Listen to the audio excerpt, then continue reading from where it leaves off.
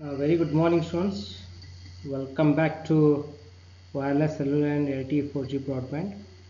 Today we'll start the module 2. In that multi-carrier modulation, we'll start with OFDM basics. In the OFDM basics, first we have to study block transmission with guard interval.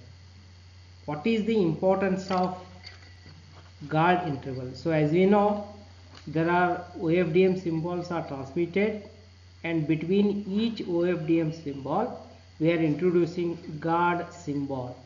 This is what we are telling cyclic prefix, and which will reduce the main importance for this inserting guard interval or guard symbol, right, to reduce, to overcome the interference between symbols. So that's why we try to reduce, right, the noises for the transmission of the OFDM symbol. And here again we look for this cyclic prefix.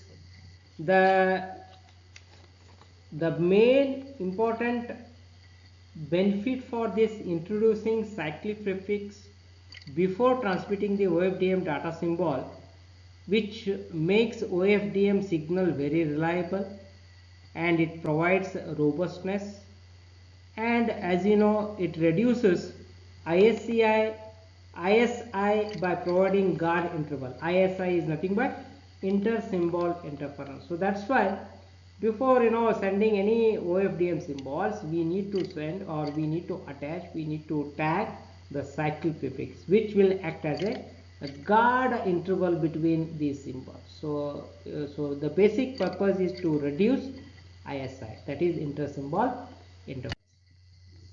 Now look at the basic block diagram of this OFDM diagram or OFDM block diagram. Here we have to study how we are handling time domain as well as frequency domain transmission. Okay, so here it covers both transmitter and receiver.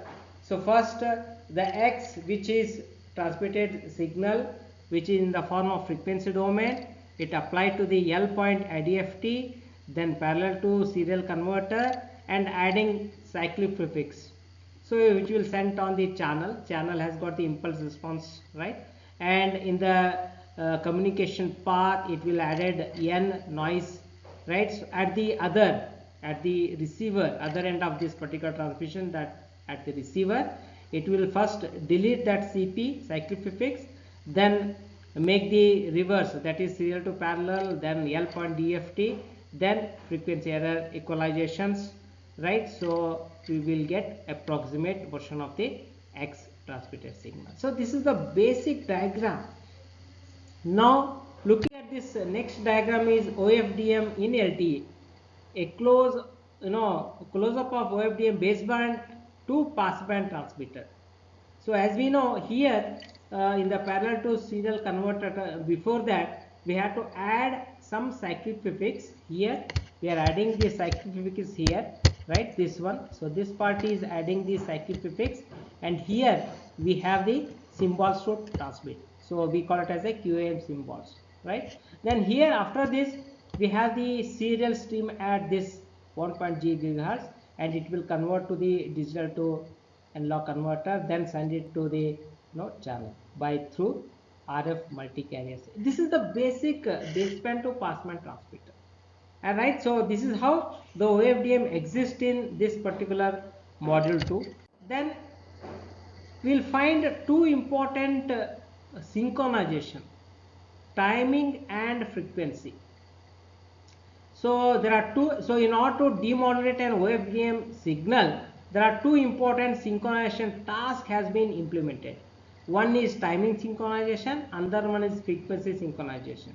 The effect of timing errors in symbol synchronization is somewhat relaxed in OFDM due to presence of cyclic prefix. That's what we are using cyclic prefix majorly to reduce the ISI. And it is assumed that only L time domain samples after cyclic prefix were utilized. This is about timing synchronization, very important.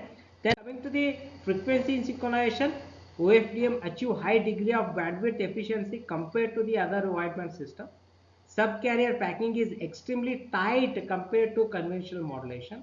Then as long as frequency offset d equal to 0, there is no interference between subcarriers. So it has to implement or execute timing synchronization as well as frequency synchronization. So if there is no synchronization, then if there is a mismatch in the synchronization, you may get some problems. So this is something related to the synchronization. Then next part is peak to average ratio. OFDM signal have higher peak to average ratio, often called peak to average power ratio, than single carrier. Right? In the single carrier signal, what happens? We are sending only one carrier compared to the OFDM. So in the OFDM we have multi carrier, so that's why more PAR. So which will increases the noise. So this is what we are studying in this particular module 2, that is basics, then synchronization, basic block diagram, then peak to average power ratio.